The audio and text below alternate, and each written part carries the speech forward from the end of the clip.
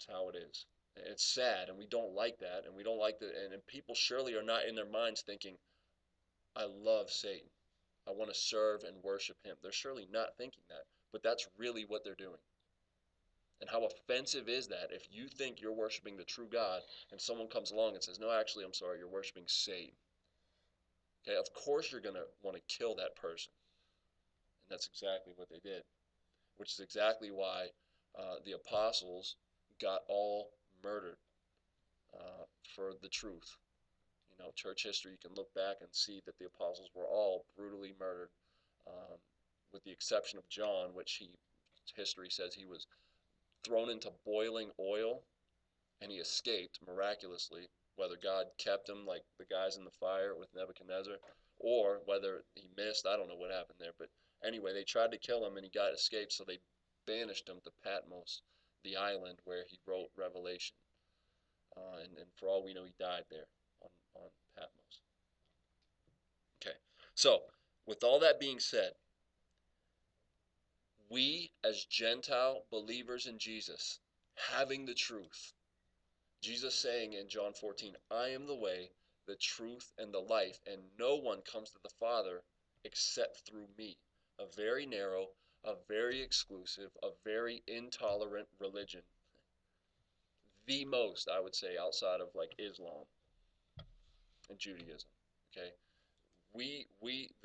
Those three, it's this way or no way. Okay? And we don't believe that because we're bigots and we're, anti-inclusiveness. And no, we believe that because Jesus said it. And Jesus said he was God. And so if God comes and says, I've made a way possible for you to come to me, and this is the only way, we should go that way, right?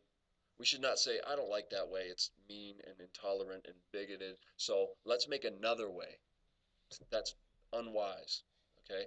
And so that's what people do, though.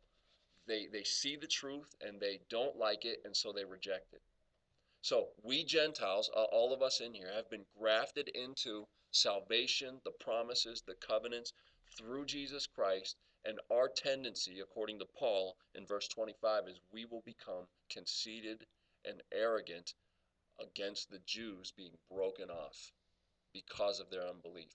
So that's what he's warning against. Okay, and that's what we talked about last week. We should not become conceited.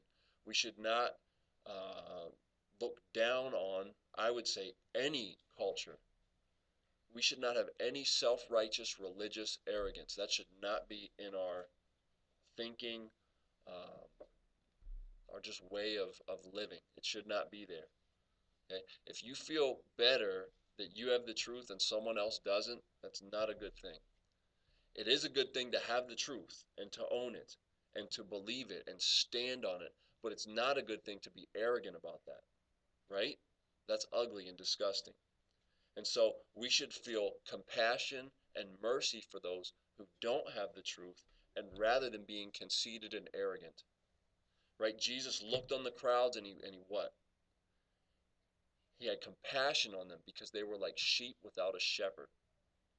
Okay, he saw them beaten and torn and false teachers, and he had compassion on them, and he taught them, and he fed them, and he healed them. And that should be our attitude, even against our enemies. I mean, Jesus said, love those who persecute you. Do good to those who abuse you. Okay? That's so countercultural, it's not even funny. But that is the way of the Christian, is to be like Jesus. And when we do that, we are being like the Father, because he is loving and kind and generous to all of his enemies all the time. Us. We were his enemies. Okay, Romans 5 says that we were at war with him, at enmity with him. Hey guys, is that my stuff? Do I have to wear that hat? Can I wear it now? Yeah, don't he look cute?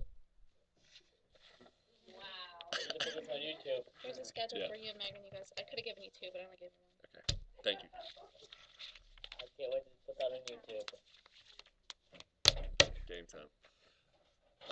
We're having Bible school on the 22nd through the 25th. So if any guys know kids or have neighborhood kids, bring them, okay? Because the gospel will be proclaimed night after night after night. Okay, so that's what the hat's about. That's what the weird curriculum with strange pictures and cartoons. Bible school, ages young to 6th grade. So please come and bring kids with you. All right, here's the deal. I do not want you to be arrogant of this mystery, brothers, so that you may not be conceited. Here's the mystery. Israel has experienced a hardening in part until the full number of the Gentiles has come in. Here's what this is pointing at. Look at Ephesians 4 with me real quick. Just go forward. 1st and 2nd Corinthians, Galatians, Ephesians. Ephesians chapter 4. We could have picked a number of passages to go to, but this one, I think, hits the Gentiles and it hits at the hardening. It's a both and, so I like this. It would be Ephesians 4, 17 to 19. Okay, and we're trying to figure out what is Paul talking about when he says a hardening has come upon Israel in part until the full number of the Gentiles has come in. Okay, here's what it looks like. Paul also wrote Ephesians, so Ephesians 4:17. So I tell you this and insist on it in the Lord, that you must no longer live as the Gentiles do. Okay, now here he's talking about Gentiles in a non-Christian way. Okay, people who do not know God, who are not born again, who are not trusting in Jesus for the forgiveness of their sins. They live for themselves and they live in sin. And they have no choice but to do that. So he doesn't want us to live like that. In the futility of their thinking, and now he describes them, verse 18. They are darkened in their understanding and separated from the life of God. Okay, that's what it is to be a non-Christian. Darkened in your understanding, separated from the life of God. This was all of us at one time. Okay? Now, here's why. Because of the ignorance that is in them due to the hardening of their hearts. That points so clearly to Romans chapter 1, it's not even funny, which says, although they knew God, blanket, everybody knew God at one time. They neither glorified him as God nor worshiped him. Okay, but in the futility of their thinking, I'm paraphrasing, they suppressed the clear knowledge of God, which is evident in creation. They suppress that, which means to push it away. Okay, you look outside during a morning sunrise or an evening sunset or a thick thunderstorm with thunder and lightning, and you should immediately be thinking about God and his awesome power, awesome creativity, beauty, and his display, putting that on for you to look at. Okay, it's clear from what he has made. We're going to look at another passage later that talks about searching out the depths of the sea, which is impossible, going to the furthest galaxies. Okay, we can't even do that, but yet with telescopes we can see only so far, and we know there's more.